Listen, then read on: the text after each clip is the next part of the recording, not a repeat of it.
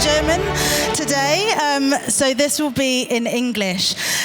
So thank you, Steffi, for that great introduction. I am the Global Marketing Director at Achilles. We are, just to give you a brief overview, we are a supplier qualification service. So we work with buyers and procurement teams to make sure that the suppliers that they work with have gone through the relevant due diligence, have all of the right criteria and ethical business practices, environmental business practices to work with. So over the next kind of 20 minutes, I'm just going to talk through how we help to really understand risk, identify risk, help mitigate against risk so that when the German Supply Chain Act comes into effect, you can be ready, prepared, and not at the mercy of legal ramifications because nobody wants to be prosecuted for breaking the law.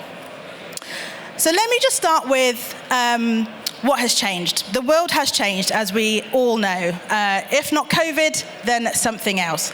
But in terms of the procurement world, what we're seeing with our 550 buyers that we work with globally is that sustainability has become, and I'm sure you will agree, an ever-increasing topic. A topic at the board level, a topic with your colleagues and your teams, and also a topic with your customers. Customers are expecting so much more from the products and services that they buy.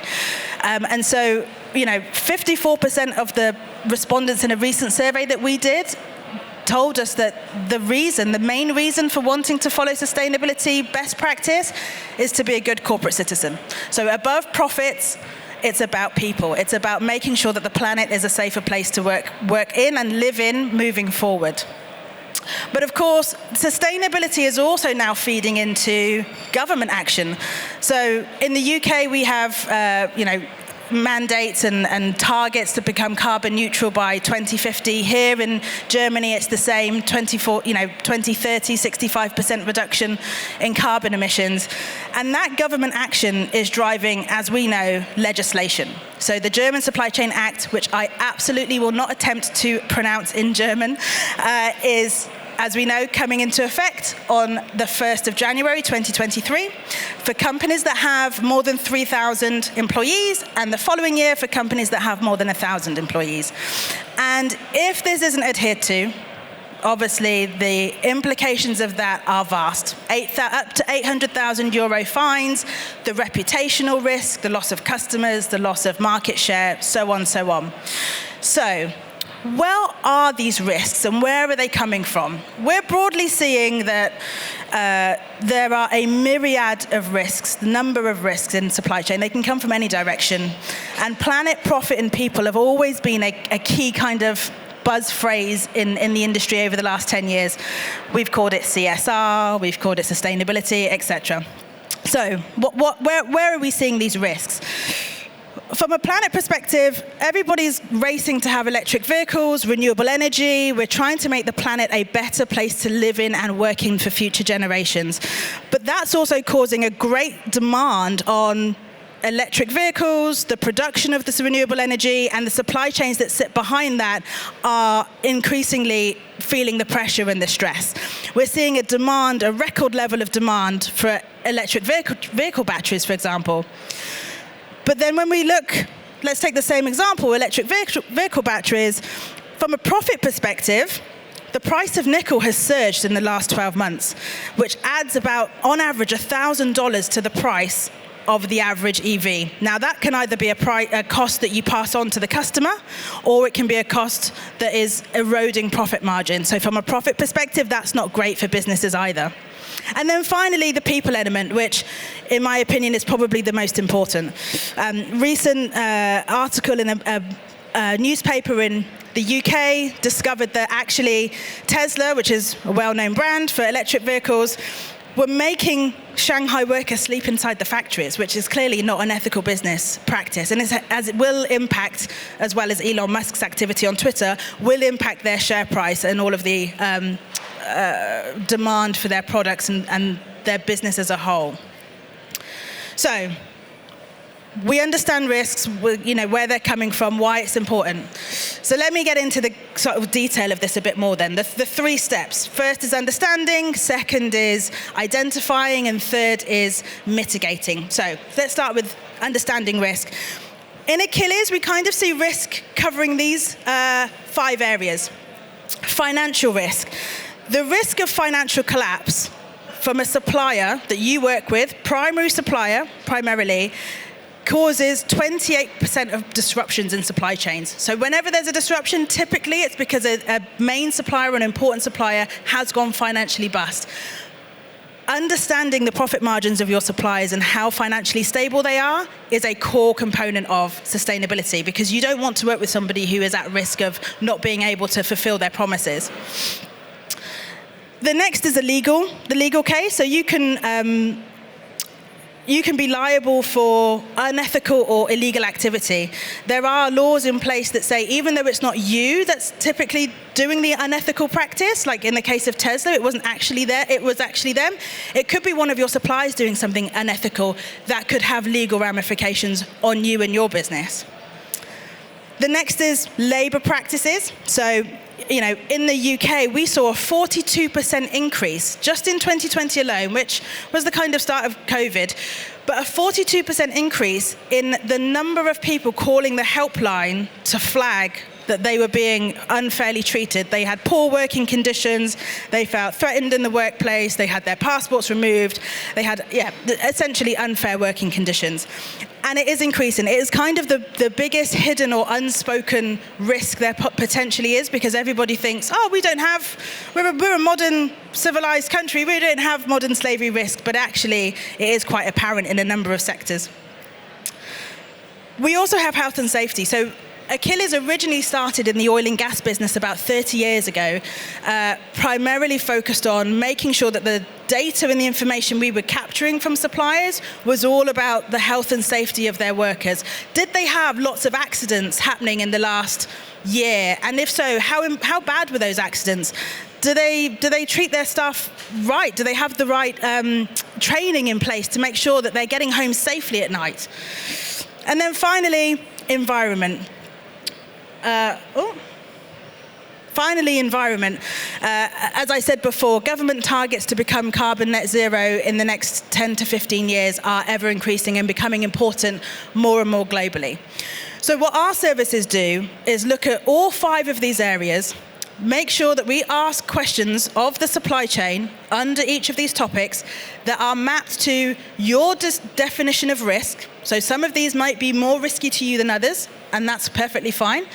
It's also mapped to the country that they are operating in, the local compliance and the laws and the sector regulations. So we ask the right questions to the right suppliers at the right time so that you've got a full picture of their operations and their risk profile. So then that brings me on to identifying risk. So how does it work? We take your suppliers, we ask them questions. We also pull in third-party data feeds to make sure that the process is a lot quicker for them. And where you have suppliers that are particularly risky or they work in particularly risky situations, we'll actually go and audit them. So we'll go to their site, we'll go to their office, we'll ask them to really prove and demonstrate that they are taking all the right steps and precautions and operating in the way that you expect them to and match your own goals and objectives. With that information, we then pop that into a platform, a database. It's a huge database of supplier data. And as we know, data overload can be just as dangerous as not knowing anything at all. There is a risk of having too much information. So we take the pain away of that and actually analyze the data for you. We have a team of data analysts and algorithms that they've built to then score those suppliers. And we assess them based on our own understanding of risk and the Achilles definition of risk, but we can also map that to your own company's organization's definition of risk as well. So essentially, you will have, at the end of the process, a list of your own suppliers that have been scored equally and fairly and objectively against all of the key 5 areas that I talked about before. So at a glance, you can see quite quickly where the risks are in your supply chain, where the good, sustainable, healthy, profitable suppliers are, and where you might need to do a little bit more work, or it's potentially, in some cases, source new suppliers. So, step 3, mitigating risk. Then this is really where the German Supply Chain Act really starts to kick in and make sense. So it's one thing to identify it and know it and understand it, then what about the tiers below? What about the suppliers? So the first step to the Supply Chain Act is to understand your primary suppliers, but then where our solution is looking at, but what about their suppliers? What about the supplier, way down the chain, where you have no relationship, no connection really, and no visibility? Our supply chain mapping tools and solutions can start to build that picture for you so that you can see where the almost hidden risks are in your supply chain. That visibility helps you to build agility. So if you know that 3 tiers away or 2 tiers down there's a risk, you can mitigate it, you can plan for it, you can plan for change, you can look for alternative suppliers. Or actually, as we find in most cases, you still work with the same supplier, but you work with them to improve and to develop and to be a better supplier to you. The key thing, I think, and a philosophy we talk about a lot at Achilles, is a difference between what we call resting risk and reactive risk. So this is resting risk. This is risk that you know could potentially be there. You just have to find it. There is a risk at some point that there is a supplier that might be about to go into administration and bankrupt, or there is a supplier that could have some fairly unethical practices. It's kind of implied. You just have to find where it is. Reactive risk, on the other hand, is risk from the macro environment, things that might pop up or occur that you were not expecting, and like the name suggests, you have to react quickly, like a COVID pandemic, or a tsunami, or a shipping container that might be stuck in a major canal. That clearly can only be planned for to a certain extent. So we have recently launched a new supply chain resilience index, which is completely free and downloadable for anybody to use, that looks at, in the same 5 areas I talked about at the start, but how do those 5 areas play out in terms of what's happening in the wider world? So for example, the supply chain resilience index is telling us at the moment that resilience is weakening as the months are going by. It is getting more risky. Supply chains are at more risk, generally speaking, broadly, globally, because of several things like semiconductor shortages and the impact that has on many products that are being produced, from street lamps to smart homes to absolutely everything. Or the conflict in Ukraine and Russia and the impact that's having on supply chains and the production of goods and services. Or as simply as shipping in Singapore. I don't know if anybody's seen recently in the news, but the ships that are building up in the Singaporean harbour go for miles and miles of just ships stagnant, not able to bring goods to and from. And those kind of macro elements might not impact you immediately, like some of the resting risk, but it will be coming in your general direction at some point in the next quarter.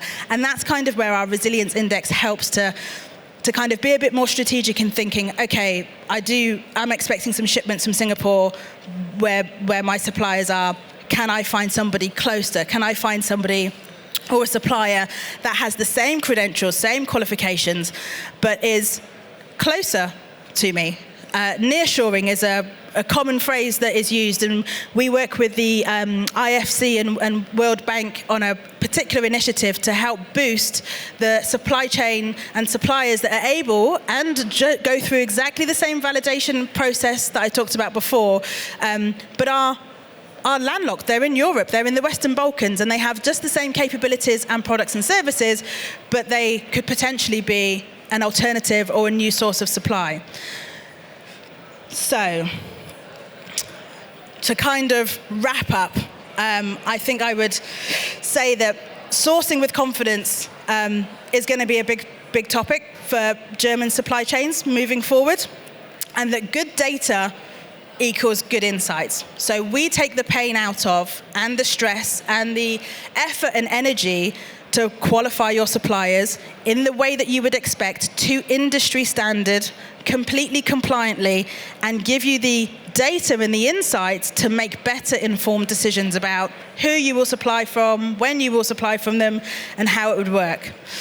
Which ultimately gives you great competitive advantage, but also the confidence that you will not be at risk, putting your business at risk or putting your product quality at risk. We typically have, so as I said, we've got 550 buyers. We have about 175,000 suppliers in our platform, in our database. And we are seeing, on average, in the last few months, up to 8,000 searches per day, which is clearly buyers are looking for and trying to mitigate risk on a much more frequent basis than ever before. And I think that kind of concludes what I wanted to cover off today, which leaves plenty of time for questions from the audience, or if anybody has any questions for me, I'd be happy to answer them.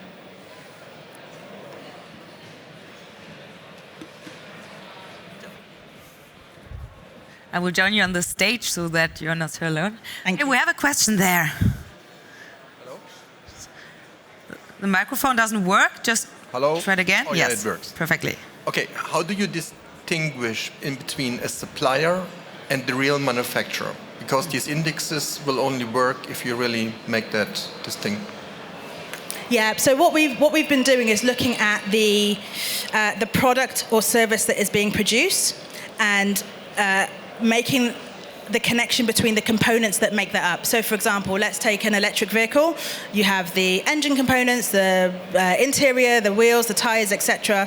We map what it takes to produce that electric vehicle and all of the suppliers and manufacturers, and we trace it all the way back to the original source component so that you can see the tiers of your supply chain quite easily. So we say, for example, Bosch would be tier 1, and then all of the suppliers and so on and so on. So yeah, that's... And how do you deal with suppliers who do not give this information to you? Mm-hmm. Yeah, great question. So we collect information in several ways. First is like third-party data sources from Dun & Bradstreet, Equifax and Credit Safe and a number of well-established sources.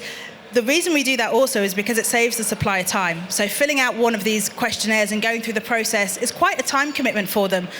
So we're trying to make it as easy as possible. So the first thing is third-party data sources. The second is then we ask them, like you've described, to fill in the rest. And yes, some suppliers are quite hesitant. Some suppliers are quite small. So I think it's like 40 to 50% of the suppliers we work with are small or micro suppliers. They're really small operations and they just don't have the time or capability to do it. So we've got a dedicated team that focus on customer onboarding. So once they've gone through the initial process of being invited, we walk the suppliers through the process step by step, giving them all the guidance and help they need on the documents they need to upload, what they need to do to prepare. We have customer webinars, one-to-one coaching sessions. In some cases, if the supply chain is quite large, we'll go to the buyer's office and we'll help them run events and encourage them to complete the process as seamlessly as possible. So that's kind of like our second biggest department is the customer onboarding department. The biggest department is the people that validate it, and then the second is the onboarding. Maybe I have a follow-up to this question. So as you have quite a rough industry-specific pre-qualification process, how long does it take to validate a supplier? Yeah, so it kind of depends on how risky or where they kind of fit into the risk profile for the buyer. So a supplier that might not be a high spend with you, like we might call them an indirect supplier, so it's the long tail of the small ones. It wouldn't take them very long. We ask them very few questions. We ask them just enough questions so that you still have visibility in the right way, but it's not onerous. So that could be up to 2 to 3 weeks. It's quite a straightforward process. Where the suppliers might have a higher risk profile, so in the case of the rail industry and trains and transport, if a supplier works next to the track, regardless of what they do, they could cut the grass or they could be doing the mechanic. It doesn't matter. Like if they're on the track, they need to be really sure they know how to be not hurting or damaging themselves. So those suppliers we would audit, and that can take up to 4 to 6 weeks to do. Okay, but I thought it would take even longer. Yeah, no, it's a fairly slick process, and actually, we onboarded a really big supermarket chain in the UK back in September last year. Can you name it? Yes, Sainsbury's, if anybody is from the UK and shops in Sainsbury's. So we work with a department in Sainsbury's. We were able to sign the contract in September. The Sainsbury's team had their logins and access to the platform by October, mid-October. Wow. We started inviting their suppliers, mid-October, and by the end of the year, we had roughly 500 of their tier 1 suppliers in the platform, visible, scored, and able to understand what their supply chain looked like. That's faster than fast. Yeah, it's not too bad. I think sometimes it can seem like a really big project because in a lot of cases, procurement teams are using spreadsheets and ERP systems and lots of different disparate sources. But if you can spare just a few months and a little bit of patience, we can actually bring it all together and consolidate it and make it so much more effortless. And we do all the hard work. You're essentially outsourcing your due diligence. I mean, that's quite an interesting theme. Maybe you have some questions left, so we have some time left, and that's the last keynote here on this stage today. So this is your chance now. Okay, hi awesome. there, Test. Yeah, hi. Hi. Is this possible for any category everywhere, like raw materials from India, trucking, Korea, stuff like that? Yeah, we're a global company. So we have 21 offices and we support 27 languages. So we have had offices in APAC, Hong Kong, Mumbai. At one point, we were even working in Outer Mongolia, all the way through to LATAM, the US, and everywhere in between. So for example, on the ethical business side, the modern slavery side of things, we were working with a company recently who have a large operation in China. We flew our audit team out to China, went on site to the manufacturers' locations to do worker interviews. We've done the same in Norway as well, particularly in the fishing, aquaculture industry. And we have local language capability, so we sit and ask the workers independently, away from their boss, so that it's very fair and robust. Are you being treated fairly? Do you know where your contract is? Do you still have your passport? You don't sleep on site, do you? Et cetera, and build that report and bring it back to the buyers. So yeah. Okay, is that answered? Yes. Any other question left, maybe from your side? I think no. So I have to say thank you so much, Davina Quarterman from Achilles. Big applause, please. Thank you. Danke.